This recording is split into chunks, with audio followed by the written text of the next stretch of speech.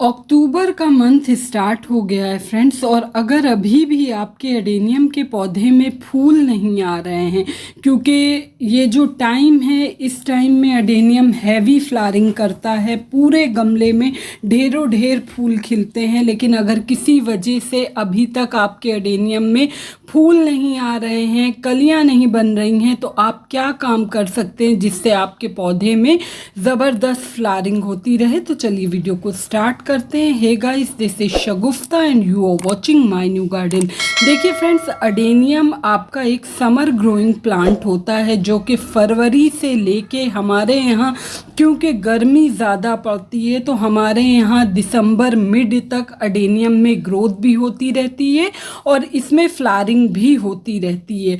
लेकिन जो फिर 15 दिसंबर के बाद से का जो टाइम होता है, क्योंकि यहाँ ठंड ज़्यादा पड़ने लगती है, तो फिर एडेनियम डोरमेंसी में चला जाता है, अपनी ग्रोथ एकदम रोक देता है, कोई भी फूल नहीं आते। इनफैक्ट जो इसके ऊपर ये आप इस टाइम में पत्तियां देख रहे हैं, ये सारी पत्तियों को भी एडेनियम गिराना स्टार्ट कर देता है।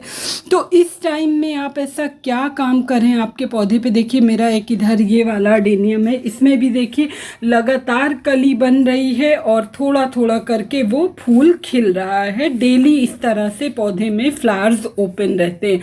तो इस टाइम में आप क्या काम करें। देखिए फ्रेंड्स, अब ये जो टाइम स्टार्ट हुआ है, सबसे पहले बात करती हूँ, बारिश अभी गई है तो आप ये ख्याल करिए, अगर आपका कोई भी पौधा उसका जो कॉर्डेक्स है वो सॉफ्ट हो रहा है, या फिर कोई भी ब्रांचेस आपको जगह से पीली पड़ती या फिर काली पड़ती दिखाई दें, या फिर चिपचिपी लुजुर मतलब एकदम ढीली ढीली सी सॉफ्ट सी दिखाई दें, तो आप ये चीज़ समझ लीजिए कि आपका पौधा जो है वो फंगस का शिकार हो गया है। तो उसका उसी टाइम में ट्रीटमेंट करिए। ये वाला आप मेरा पौधा देख रहे हैं, ये मेरा इस वाले एडेनियम में देखिए ये कितना छोटा सा एडेनियम है जो कि कटिंग से लगा हुआ है और इसमें भी देखिए फूल खिल रहा है। तो आप एडेनियम को जब भी इसको लगा रहे हैं तो अच्छी पोरस मिट्टी में लगाइए। अभी मेरा सजेशन ये है कि आपको इस टाइम में एडेनियम नर्सरी पे मिलने लगेगा। तो आप अगर जा रहे हैं, हमारे यहाँ तो 15 अक्टूबर के बाद से एडेनियम नर्सरी पे आने लगता है, क्योंकि जब किसी भी प्लांट का डोरमेंसी वाला पीरियड होता है तब आपको नर्सरी में वो ज़्यादातर मिलेगा, या फिर जब प्लांट का ग्रोइंग सीज़न होता है तब। तो बेहतर होगा, अगर आप अभी बिगिनर हैं, आपको इतनी समझ नहीं है, तो आप एडेनियम अभी ना परचेस करिएगा। अगर आप एडेनियम को खरीद के ले भी आते हैं तो अभी तो टाइम है, अक्टूबर नवंबर तक आप अच्छे से प्लांट को रिपोर्ट कर सकते हैं। लेकिन जो दिसंबर का महीना होता है उस टाइम में आपको पौधे की रिपोर्टिंग नहीं करना। अगर आप पौधा ले भी आए तो जिस भी छोटे छोटे से पॉट्स में लगा होता है आप उसको वैसे ही लगा छोड़ दीजिए, और जब फिर फरवरी आ जाए तो उस टाइम में आप पौधे की रिपोर्टिंग करेंगे। क्योंकि मे बी जब प्लांट का डोरमेंसी होता है और आप प्लांट को इधर उधर शिफ्ट करें, डिस्टर्ब करें, तो वो समटाइम्स सरवाइव ही नहीं करने पाता। सनलाइट की बात करूं तो पौधे को ऐसी जगह रखिए जहां अच्छे से सारा दिन की तेज़ डायरेक्ट सनलाइट पड़ना चाहिए, छनी हुई धूप नहीं चाहिए। मेरे पौधे में देख रहे हैं, ये मेरा रेड कलर वाला एडेनियम है और इसमें देखिए सारी कलियां कितनी बड़ी बड़ी हो रही हैं। अब धीरे धीरे करके ये खिलना स्टार्ट होंगी। तो आप अगर अभी तक बारिश की वजह से आपने पौधे को शेड में रखा था, जहाँ पे ज़्यादा बारिश का पानी पड़ रहा था, कुछ ऐसा था, तो अब आप पौधे को ओपन एरिया में रख दीजिए। क्योंकि एडेनियम में जब तक 6 से 7 घंटे की अच्छी धूप नहीं पड़ेगी तब तक आपके पौधे की ग्रोथ तो होती रहेगी, लेकिन उसमें फ्लावर्स आना बंद हो जाएंगे, प्लांट कलियां नहीं बनाएगा। और शेड में रखने का सबसे बड़ा नुकसान क्या होता है, अगर आपने शेड में रख के वाटरिंग आप रेगुलर बेसिस पे करते रहे तो उसका जो कॉडेक्स होता है, जो निचला हिस्सा होता है, वो रूट रॉट का शिकार हो जाता है। मतलब वो अंदर से पिलपिला सा होने लगता है, सड़ने लगता है, और समटाइम्स ऊपर से पौधा एकदम हरा भरा रहेगा। तो इस चीज़ का ख्याल रखिए, ओपन में रखिए। अब अगर बात करूं वाटरिंग की, तो फ्रेंड्स इस टाइम में जब पौधे में कलियां बन चुकी हों, पौधे में ग्रोथ अच्छी हो, तो मैं तो वाटरिंग, मेरी मिट्टी डेली सूख जाती है, अच्छी धूप रहती है, तो मैं रोज़ वाटरिंग करती हूँ। लेकिन पानी आप जब भी दे रहे हैं तो इतना दें कि बाहर ना निकले ड्रेनेज होल से। दूसरा काम ये ज़रूर करिए कि जिस भी ब्रांच पे आपकी कलियां, ये देख रहे हैं आप, यहाँ पे फूल खिल खिल के स्पेंट हो चुका है, तो ये जो आप देख रहे हैं, अगर आप इसको अभी कट नहीं करेंगे तो ये बीज बनाना स्टार्ट कर देगा। और जब एक बार पौधा अपने ग्रोइंग सीजन, फ्लावरिंग सीजन में बीज बनाना स्टार्ट कर देता है तो फिर वो फूल आना बंद कर देता है। देखिए फ्रेंड्स, मैं थोड़ा सा, मुझे अडेनियम को एक शेप में रखना है, इसलिए मैं इसकी जो भी ब्रांचेस पे फ्लावर्स स्पेंट हो चुके हैं उनको थोड़ा नीचे नीचे से कट कर रही हूँ, कि जिससे मेरे जो पॉट का सरफेस है उसमें धूप अच्छे से पड़ती रहे और प्लांट एक शेप में रहे। इसलिए मैं थोड़ा ज़्यादा सा करके इनको कट कर दे रही हूँ। जब भी आप अडेनियम लगा रहे हैं तो इस तरह के शैलो पॉट को चूज करिए। आप कोई भी डीप पॉट में, गहरे गमले में अडेनियम मत लगाइए, क्योंकि इनको, ये डेजर्ट रोज प्लांट होता है, ये एक बार हीट टॉलरेंट प्लांट होता है, गर्मी बर्दाश्त कर लेता है, पानी आप कम देंगे ये उसको बर्दाश्त कर लेगा। लेकिन अगर हर वक्त इसके गमले में, जैसे कि मॉनसून गया है अभी, बहुत सी जगह ऐसी जहाँ अभी भी बारिश हो रही है, तो एक्स्ट्रा मॉइस्चर इसको बिल्कुल भी पसंद नहीं है। जो भी पोर्शन कट किया है उसको लॉक ज़रूर करिए, और जब भी कटाई करें आप तो ख्याल रहे कि धूप निकली हो, आपको तभी कट करना है। बारिश होते में आपको पौधे में किसी किस्म की कोई कटाई छटाई नहीं करना। यहाँ मैं फंगीसाइड का यूज़ कर रही हूँ, साफ का फंगीसाइड है, उससे मैं लॉक कर दे रही हूँ जहाँ से कट किया है। अगर आपके पास ये नहीं है तो इसकी जगह पे फ्रेंड्स आप अपने पौधे को हल्दी लगा सकते हैं, या फिर फेविकॉल उसको लगा के वो पोर्शन जहाँ से आपने कट किया है वो लगा दीजिए। अब ये देख रहे हैं आप, ये जो कटिंग्स निकली हैं इनको मैं फेंकूंगी नहीं, क्योंकि अडेनियम, मेरा बहुत सारा एक्सपीरियंस है, मैंने इतनी बड़ी बड़ी कटिंग से भी इनको ग्रो किया है। वैसे तो ज़्यादातर पौधे की जब भी हम कटिंग लगाते हैं तो 5 से 6 इंच की कटिंग हो, लेकिन मैं आपको इतनी बड़ी बड़ी कटिंग लगा के इसमें अडेनियम ग्रो करके दिखाऊंगी। अच्छे से पौधा ग्रो हो जाता है। देखिए फ्रेंड्स, डेली वाटरिंग करने के बाद भी पौधे की मिट्टी देखिए कैसा सूखी हुई है अंदर से। वजह ये है कि मेरी मिट्टी एकदम वेल ड्रेन है, मैंने इसमें सैंड का यूज़ किया है। तो जब भी आप पौधे में गुड़ाई करें तो बहुत किनारे किनारे, रिम मतलब गमलों के किनारे किनारे में हल्के हाथों से आप गुड़ाई करें। इनकी कोई जड़ें कटना नहीं चाहिए, या फिर ये जो इनका कॉडेक्स है इसमें किसी किस्म का कोई कट नहीं लगना चाहिए। इस टाइम में अगर आपके पौधे में कुछ वीड वगैरह निकल आई हैं, घास फूस निकल आई है, तो आप उनको रिमूव कर दीजिए। गुड़ाई करते रहने से एक फ़ायदा ये होता है कि समटाइम्स बारिश के टाइम में पौधे की मिट्टी में काई लग जाती है ऊपरी सरफेस में, तो जब आप 10 दिन में एक बार या 8 दिन में एक बार गुड़ाई करेंगे तो वो काई, एक फंगस होती है जो कि इनको ख़राब कर सकती है, वो रिमूव हो जाती है, हट जाती है गुड़ाई करने से।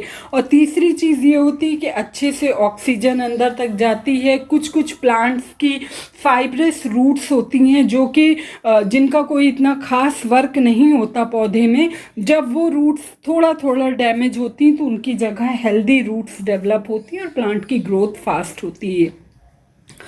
अब इस टाइम में फ्रेंड्स मैं क्या बताऊं, आप क्या खाद डालेंगे इस टाइम में। देखिए, अब थोड़े टाइम के बाद प्लांट डोरमेंसी में जाएगा। इस टाइम में आपको नाइट्रोजन युक्त खाद नहीं देना है पौधे में, क्योंकि बारिश के पानी में हैवी क्वांटिटी में नाइट्रोजन होता है और वो पौधे को अच्छे से मिला होगा और पौधे की लीफी ग्रोथ बहुत अच्छी होगी।